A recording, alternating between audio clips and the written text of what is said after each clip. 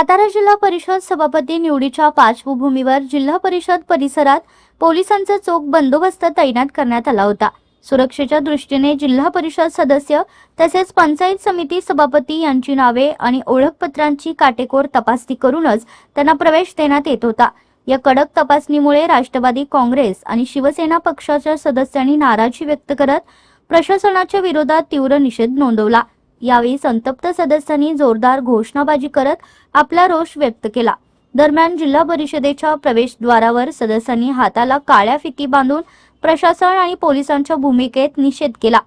या घटनेमुळे परिसरात काही काळ तणावपूर्ण वातावरण निर्माण झालं होतं। महाराष्ट्रामध्ये ज्यांनी जिल्हा परिषद पंचायत समिती स्थापना केली, जिल्हा परिषद पंचायत समिती स्थापना केली, त्या यशवंतराव चव्हाण साहेबाच्या या जिल्ह्यामध्ये आजची ही सातारा जिल्हा परिषद आहे। या जिल्हा परिषदच्या स्थापनेपासून या जिल्हा परिषदचा इतिहास आहे की या स्थापनेपासून कुठलाही सभासद कधी सदस्य पायऱ्यांवर बसला नाही। आज प्रशासनानं लोकशाहीचा खून करून या जिल्ह्यामध्ये लोकशाही पद्धतीने काही होऊन द्यायचं नाही ही भूमिका ठेवून 20 तारखेपासून भूमिका घेतली। तुम्ही बघितलं असेल त्या दिवशी सुद्धा आमचं सगळ्यांचं मेजॉरिटी होती, बहुमत असताना सुद्धा आम्हाला सभागृहामध्ये जाऊन दिलं नाही। त्या दिवशी सुद्धा जे बापूसाहेब शिंदे यांचं अपहरण केलं, यांचा खून करण्याचा प्रयत्न झाला, सभा उधळायचा प्रयत्न झाला, अशी तत्तलोक खोटी कपोकल्पित स्टोऱ्या रंगवून आम्हाला त्या दिवशी सभागृहामध्ये जाऊन दिलं नाही।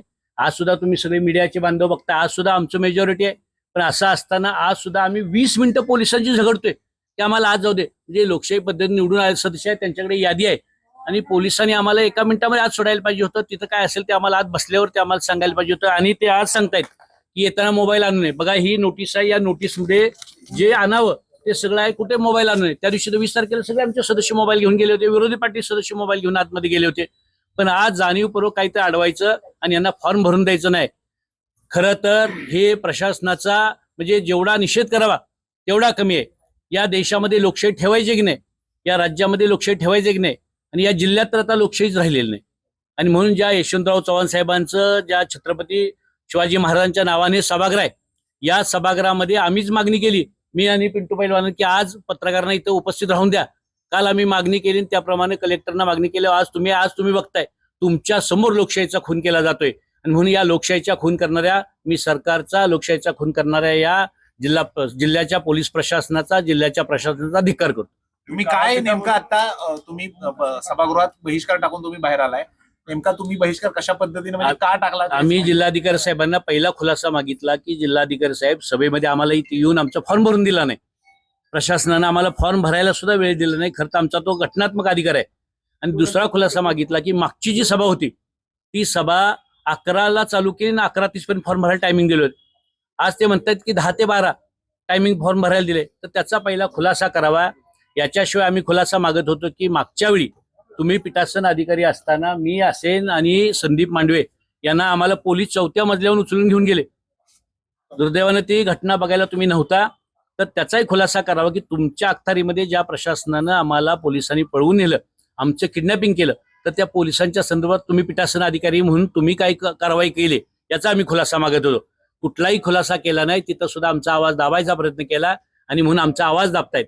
आम्हाला लोकशाही पद्धतीने आम्हाला जे 40-40 हजार लोकांनी निवडून दिले, त्या लोकांच्या समोर आम्हाला आमचं म्हणणं आता जनतेच्या दारात आम्ही जाणच आहोत, पण ते आम्ही सगळं त्यांच्याकडे सांगितलं आणि त्याच्यावर काही खुलासा केला नाही। तुम्ही बसा एवढं सांगितलं आणि म्हणून आम्ही निषेध करून बाहेर पडलो। आज किती सदस्य पळवून नेलेत? आज किती सदस्यांची संख्या तुमची? आमची आजही मेजॉरिटी होती, पण आज सुद्धा आम्हाला कळालं की रात्री आमचे 2 सदस्य रात्री परत पळवले।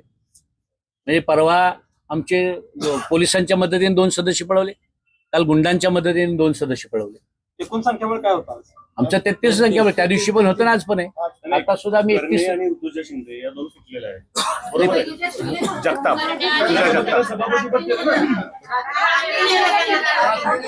ऋतुजा शिंदेना रात्री त्यांच्या ऐकून नेलं। उपाध्यक्षाची जे आपल्या नियुक्त्या झाल्या त्याच्यामध्ये पण सरकारने स्वतः बीजेपी सरकारने आम्हाला डावललं गेलेलं आहे। त्यांच्या गनिमी काव्यानंतर आमचे जे उमेदवार होते, आमचे सदस्याची लीड होती, त्याच्यातून आमचे पहिले 4 उमेदवार त्यांनी फोडले। त्याच्यानंतर तरी सुद्धा आमचा 33चा आकडा पूर्ण ठामपणे सत्तेसाठी आम्ही सक्रिय होतो। त्याच्यातून पण आमचे पहिले दोघांना आरोपी ठरवून त्या दोघांनाही पोलिसांच्या स्वाधीन करून त्यांना ह्याच्या मतदानाच्या ह्याच्यात वंचित राहण्यासाठी त्यांना अनक्षितपणे उचलून नेऊन त्यांच्यावरती अत्याचार करून त्यांना अक्षरशः फरफडत ओढून त्यांना बंदिस्त करून एक दिवसासाठी त्यांना स्थगिती दिली मतदानासाठी. मग हा न्याय कितपत? आज शिवाजी महाराजांच्या काळात सुद्धा शत्रूला सुद्धा न्याय होता. शत्रूला सुद्धा शिवाजी महाराज आपले पहिले बोलून द्यायचे की तुझा गुन्हा काय आहे. मग ह्या जनतेला, आमच्या सामान्य जनतेला का नाही? हे सरकारनं त्याच्या जाब विचारले का? आज तुमचं जरी वर सत्तेत सरकार असेल तरी मी त्याच्यावरती काही बोलणार नाही. आमचे जे मोठे नेते आहेत ते सगळं मांडतील, पण तरी सुद्धा आजही तेच केलं. आज प्रत्येकाला आम्हाला सोडायला 20-25 मिनिटं आम्हाला वेळ दिला की तुम्ही मोबाईल सगळं जमा केल्याच्या नंतर, का तर तिकडे प्रोसिजर त्यांच्या चालू होत्या आणि कसा आम्हाला वेळ त्यांचा हे होता येईल ह्या हिशोबाने आम्हाला प्रत्येकाला मोबाईल काढून त्या ह्याच्या खाली आम्हाला वंचित ठेवण्यात आलं. मग हा कितपत योग्य न्याय आहे आम्हाला? आणि हा प्रशासनाला मी आजही सांगते, आज शिवाजी महाराजांच्या काळात सुद्धा अन्याय कोणावरती झाला नव्हता आणि हो इथून पुढे झाला नव्हता. पण हा काळिंबा आपल्या सातारा जिल्ह्यामध्ये, आज सातारा जिल्ह्यामध्ये आज आपल्या नाव पूर्ण जिल्ह्यामध्ये रोशन आहे का की आर्मी आणि मिलिटरी शूरवीरांचा हा आपला जिल्हा आहे.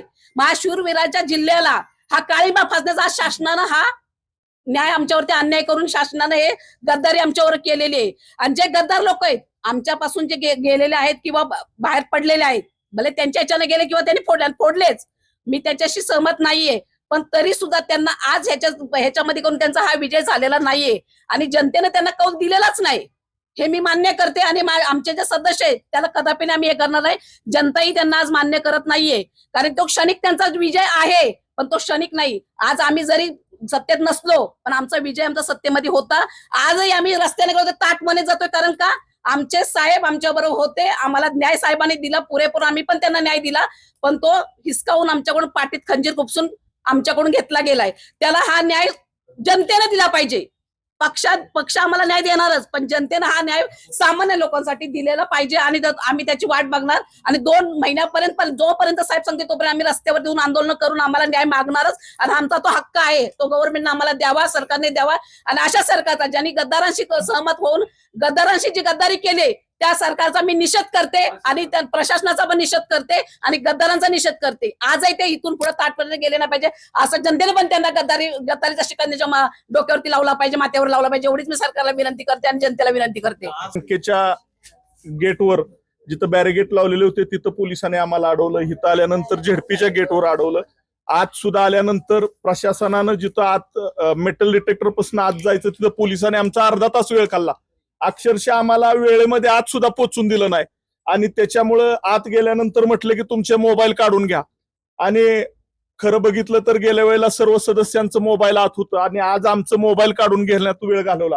आणि आम्ही बरोबर 12:05 12:10च्या दरम्यान आम्ही सभागृहामध्ये पोहोचलो. म्हणजे जाणून बुजून आमची अडवणूक करून त्या ठिकाणी आम्हाला आज सुद्धा सर्व आमची 33 लोकांची मेजॉरिटी होती आणि आम्हाला आज सुद्धा मतदानापासून वंचित ठेवण्याचं काम या प्रशासनानं केलेलं आहे, पोलिसांनी केलेलं आहे.